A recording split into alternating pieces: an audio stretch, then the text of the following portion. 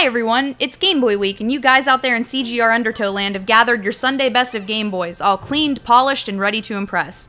I personally have 10 different Game Boys and Nintendo DS's that I've been toting around with me in honor of said week.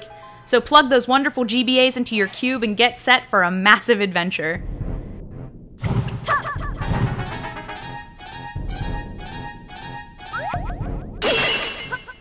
Recently I reviewed Crystal Chronicles, and now I'm tackling another game that used the ever-so-neglected GBA to Gamecube link cable. 11th in the Zelda series, Four Swords Adventures was released in 2004, developed and published by Nintendo under the watchful eye of Miyamoto. Now, Four Swords Adventures did come out for the Game Boy Advance as a double feature on a cart also containing a port of Link to the Past 2 years prior to the release of this title. So you might be wondering why I didn't just review the GBA version.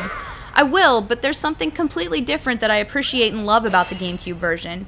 Unlike its Game Boy Advance counterpart, Four Swords Adventures for the GameCube is both a multiplayer and a single-player game. I wholly believe that even if a game is slated as a multiplayer adventure, if you're given the option to play single-player, it should be a good experience. There are a lot of games out there that fall victim to a poor single-player campaign, but Four Swords Adventures is not one of them. The game dynamically changes when you move from single to multiplayer and offers amazing gameplay throughout.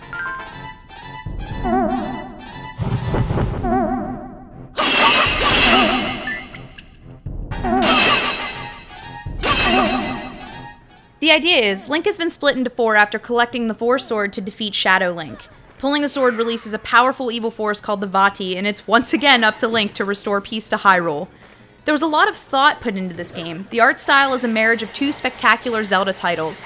Menu, sounds, and character design come from Wind Waker, and the combat, environments, puzzles, and music come from Link to the Past.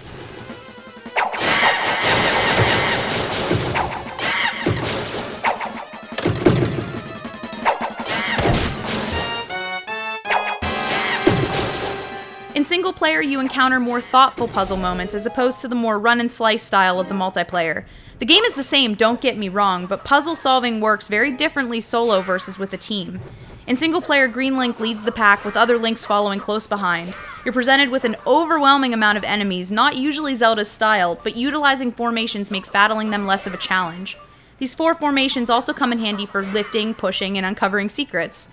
When in single player, you selectively control certain Links to solve specific puzzles. Obviously, in a multiplayer setting, each player controls a Link, and the extra Links are divvied up accordingly.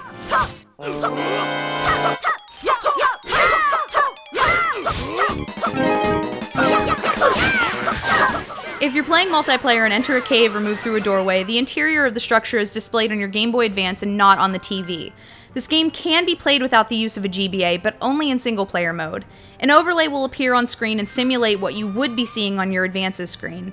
You might think this would break up gameplay or be a pain to continually dart between the screen and the Game Boy Advance, but it all comes together incredibly well for a unique and entertaining experience. Sadly, I left my save file on a memory card that went missing years ago. My mom insisted that it had just gone to live on a farm, but I know my dad shot it behind the house. I loved that memory card. Anyway, I appreciated Kevin taking some time and joining me on my quest to show you some of the creative multiplayer gameplay. We only explored the first world, but this game has a total of 8 worlds with 3 levels and 1 boss fight per each world. I've experienced the game the whole way through, and I can honestly say it's one of the greatest Zelda games I have played to date. There's nothing better than bringing friends with me into Hyrule and taking down Ganon as a team. So grab some dedicated Zelda fans, I'm sure you can find a few, and embark on this epic multiplayer quest.